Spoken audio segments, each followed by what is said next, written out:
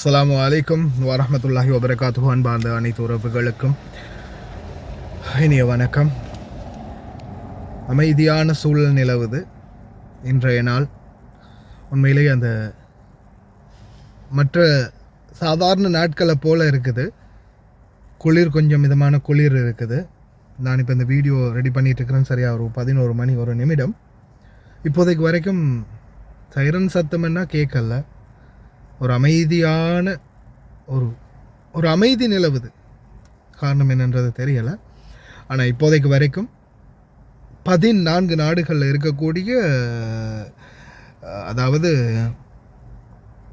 Bahrain, Egypt, Iran, Iraq, Israel, the West Bank and Gaza, Jordan, Kuwait, Lebanon, Oman, Qatar, Saudi Arabia, Syria, United Arab Emirates, Yemen, இந்த நாடுகளில் 14 நாடுகளில் இருந்து தங்களுடைய நாட்டு அதிகாரிகள், பிரஜைகள், குடிமக்கள் அனைவரையும் உடனடியாக முடிந்த அளவு வேகமாக வெளியேறுமாறு உத்தரவிட்டிருக்கிறாங்க.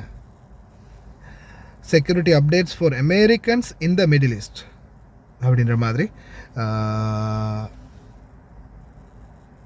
மார்ச் 2ஆம் தேதி இந்த அப்டேட்டை எடுத்திருக்கிறாங்க 4 மணி PM. ஆனால் இதில் முக்கியமான ஒரு விடயம் இருக்குது. இப்போது வரைக்கும் கிட்டத்தட்ட 100கணக்கான கப்பல்கள், நான் அந்த ஜன்னலை திறந்து உங்களுக்கு அந்த வெளியில் உள்ள ஃபீலிங்ஸை காட்டுறதுக்காக மூடிக்கொள்ளலாம். இப்போதைக்கு வரைக்கும் தற்போதைய சூழலில் 100கணக்கான கப்பல் பெண்டிங்கில் வெயிட்டிங்லேயே நிற்குது, போக முடியாமல். இது வரைக்கும் 5 அல்லது 6 கப்பல்கள் ஹார்மோஸில் பாதிக்கப்பட்டிருக்குது.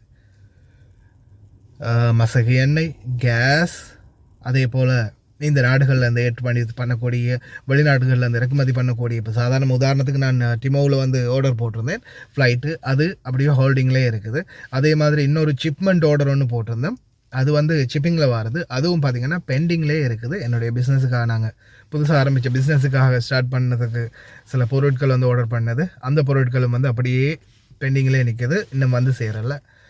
என்ன செய்ய, ஆரம்பித்த பிஸ்னஸ் அப்படியே ஹோல்டில் இருக்குது. நல்லா கரியும். அடுத்ததாக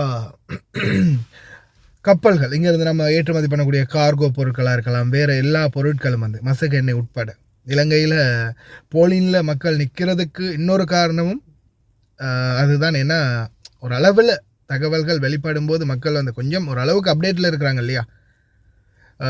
போலின்லேருந்து எப்படியாவது பெட்ரோலை ஃபில் பண்ணிக்கலாம்னு நினைக்கிறாங்க. ஏன்னா இப்போதைய சூழல் இந்த மசகு எண்ணெய் 35% மசகு எண்ணெய் குறிப்பாக ஆசிய நாடுகளுக்குள்ளே நுழையுதுன்னு, அது இந்த மிடில் ஈஸ்டில் இருந்து தான் அந்த ஹார்மோஸ் என்ட்ரன்ஸை சின்ன சின்ன படகுகளில்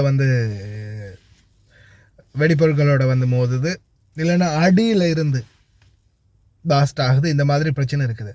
இதனால் பார்த்திங்கன்னா எந்த ஒரு கப்பலுமே இப்போ போகிறதுக்கு பயப்படுறாங்க. பார்டரை க்ராஸ் பண்ணுறதுக்கே பயப்படுறாங்க. அதாவது குவைத் என்ன சொல்கிறாங்கன்னா, குவைத் கவர்மெண்ட் எங்களுக்கு தேவையான, எங்களுடைய மக்களுக்கு தேவையான அனைத்து பொருட்களையும் நாங்கள் இது இல்லாட்டியும் செங்கடல் வழியாக சவுதி அரேபியா மூலம் தரைமார்க்கமாக சரி கொண்டு வருவோம், அல்லது ஒமான் பக்கம் இருந்து நாங்கள் வேறு ஏதாவது ஒரு வழியில் சரி தரைமார்க்கமாக மக்களுக்குரிய உணவுப் பொருட்களை, தேவையான பொருட்களை நாங்கள் கொண்டு கொடுப்போம். தேவையான எல்லா பொருட்களையும், மருந்துகளா, உணவுகளா, எது வேணுமோ நாங்கள் ஏதாவது ஒரு வழியில் கொண்டு வருவோம். ஹார்மோஸ் இல்லாட்டி என்ன, வேறு வழி எத்தனையோ இருக்குது அப்படின்ற மாதிரி சொல்லியிருந்தாங்க. நான் அந்த வீடியோ ஒன்று போட்டிருப்பேன், அந்த உணவு சம்பந்தமான வீடியோ ஒன்று போட்டிருப்பேன். அதில் உங்களுக்கு நான் நினைக்கிறேன் அப்டேட் பண்ணியிருப்பேன்னு நினைக்கிறேன். இதை பாருங்கள். سكر مضيق هرمز في وسائل اخرى، يعني في طريق البر، في طريق الجو، عن طريق المملكه العربيه السعوديه من صوب البحر الاحمر تاتي منها صوب الدوله فيها من المواد الغذائيه.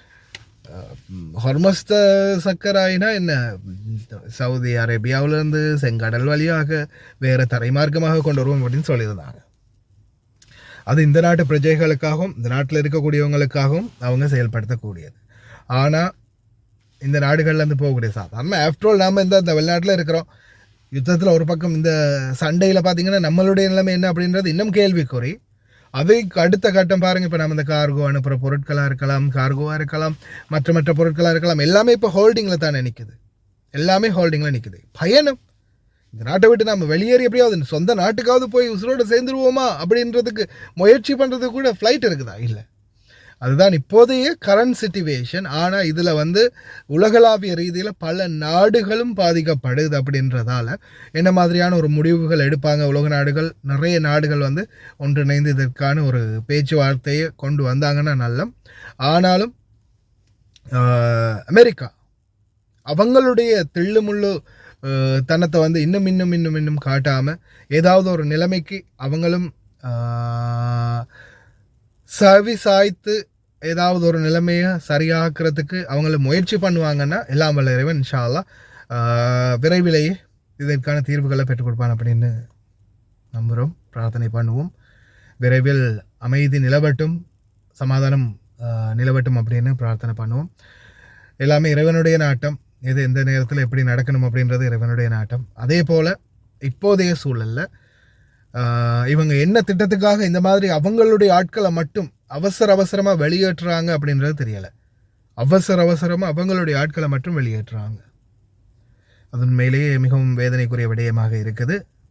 ஏன்னா எப்படியுமே அவங்களுக்கு தான் த்ரெட் அதிகமாக இருக்குது. இருந்தாலும் இதுதான் நிலைமை. பாருங்கள், தனி ஃபைட்டர் ஜெட் கொண்டு வந்து, தனி இராணுவ விமானங்களை கொண்டு வந்து அவங்களுடைய ஆட்களை மட்டும் எப்படியாவது பாதுகாப்பாக வெளியேற்றத்துக்குரிய முயற்சிகள் இன்னும் பண்ணிகிட்டு இருக்கிறாங்க.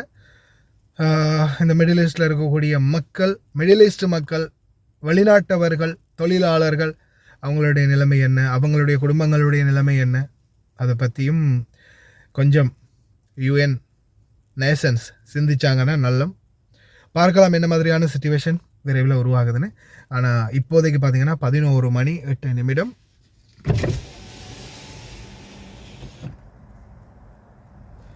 இப்போதைக்கு வரைக்கும் அல்ஹம்துலில்லாஹ் அமைதியான சூழல் தான் நிலவிக்கிட்டு இருக்குது அப்படின்றது என்னுடைய தற்போதைய அப்டேட். இந்த வீடியோ எப்படியும் எத்தனை மணிக்கு போடுறேன்னு தெரியலை. அப்லோட் பண்ணி எடிட் பண்ணி முடியும் போது இன்ஷா அல்லாஹ் கவனமாக இருங்க அனைவரும். எல்லாம் வல்ல இறைவன் அனைவரையும் பாதுகாக்கட்டும்.